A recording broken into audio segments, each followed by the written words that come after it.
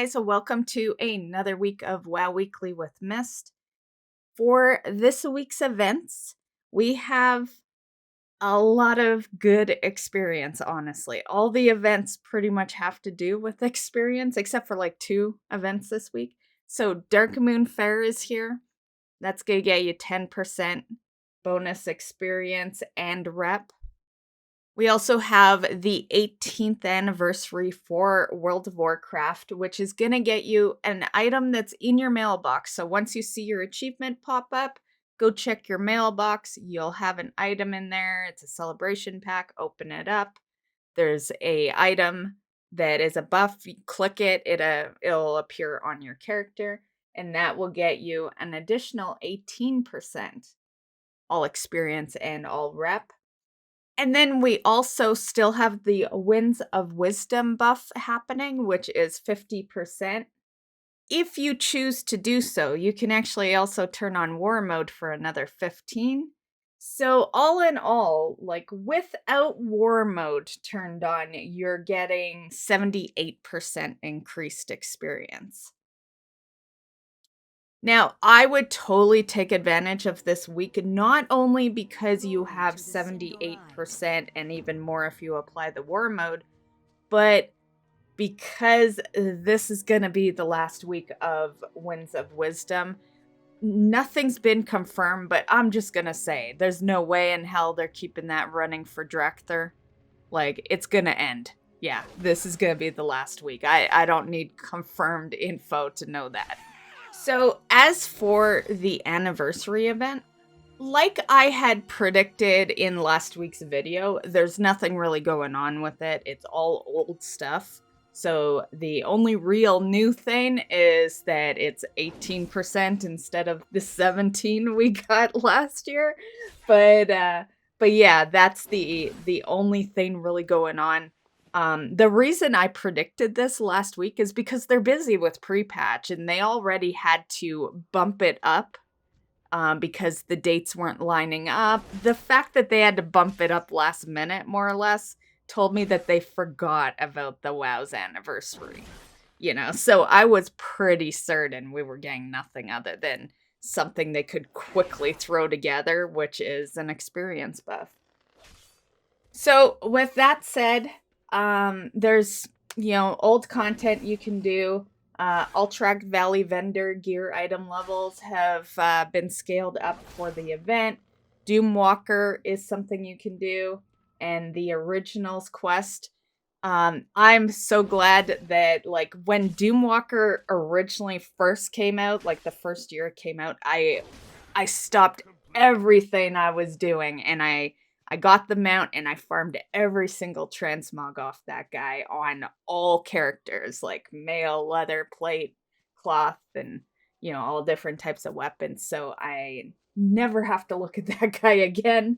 So I'm glad for that. So I am just gonna focus on some more alts. I've been holding off, like, all my leveling up to now has been just to 50. At 50, I log out to another character that's under. And yeah, so now I think I'm gonna focus the 50 and up. I've got a warlock that's like been 58 for, a year. So yeah, I'm gonna up them and get them some good experience. In this video, you can clearly see that you have to be level 10. Actually, now that I think about it, did I see an achievement pop up? I'm not sure if I saw an achievement pop up when I logged onto this character. It's hard to tell because the intro goes through, and yeah, I'd have to go check. But realistically, it's hard to say because now the mail icon just shows up whether there's mail or not. But you could probably get the 18th, the anniversary gift in the mail right off the bat. But for the Winds of Wisdom buff, you can clearly see I don't have that on my screen. You have to be at least level 10 for that. So yeah. And I believe you have to be at least level 20 for War Mode. And the rest, you'd be good to go. For me, it's gonna take a little bit of work to get all these buffs because I'm over in Silver Moon. I made this character because I wanted to, instead of transferring one of my paladins on like an oddball server over here, I thought, well, 78% is pretty fucking good. I'll just re-level it, save myself the money. So that's what I'm doing here. This is gonna replace one of my paladins, and then I'm just gonna go delete the other paladin. So yeah. So definitely a good time to level this week. And this is the last week before phase 2.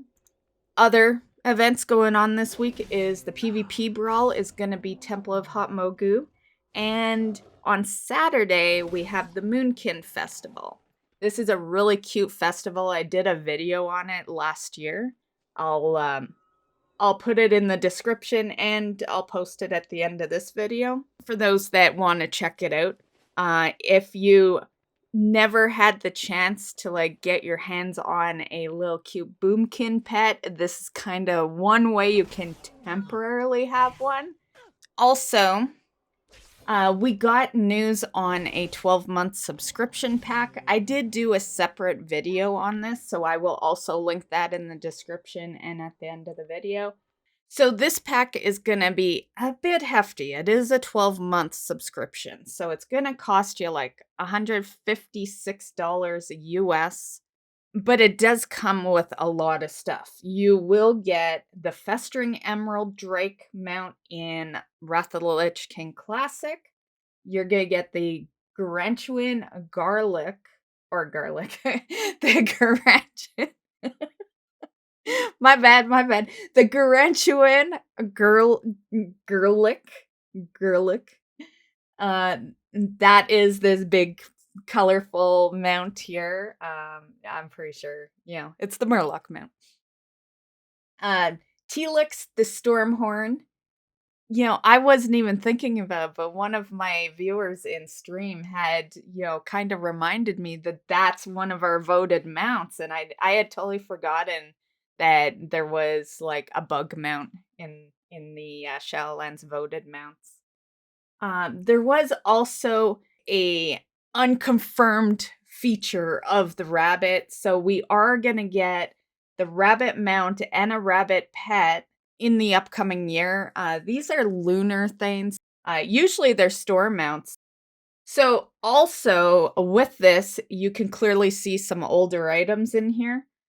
They are from the 6-month sub that was current before the 12-month came into play. So you can see on the left side, there is the Tabard of the Flame that the Blood Elf is wearing there.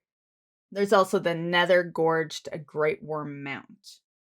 Next in news, I thought we'd talk about some other games here. So Diablo 4 to be precise. Closed beta will be ending on November 18th. And it's also been rumored that Diablo 4 is going to launch in 2023, and pre-orders for open beta are in February. Digging a little deeper in rumors, they're figuring April for the launch. So yeah, that's just a guess. Just rumors. But when it comes to Blizzard products, rumors aren't just rumors. They're based off of data, and there is a reason they become rumors, and yeah, so I usually believe the general time frame when it comes to this stuff. So yeah, I do actually believe this April timeline. It would be a perfect timeline because, Dragonflight's releasing, end of this month. It gives WoW, a little time to have their moment. And, by the time April hits, people are already leaving. No offense or anything, but, like most people, like most casual players, I guess, they just play a month or two. And then they leave, and then they come back, like, maybe near the end or even middle. Like, yeah, a lot of the WoW player base, don't actually stay playing the game the whole time. You know, it's really just us, you know, hardcore fans that stick with it all the time. So I think it's a perfect time frame for Diablo 4 to actually have a launch because a lot of WoW players play Diablo and vice versa. So my biggest time in Diablo was during the Legion expansion. I was like going ham in Diablo, and I was also going ham in Legion, collecting artifacts and stuff, you know. Hope you enjoyed this week's WoW Weekly with Myst, and we'll see you in the next one. Bye, guys.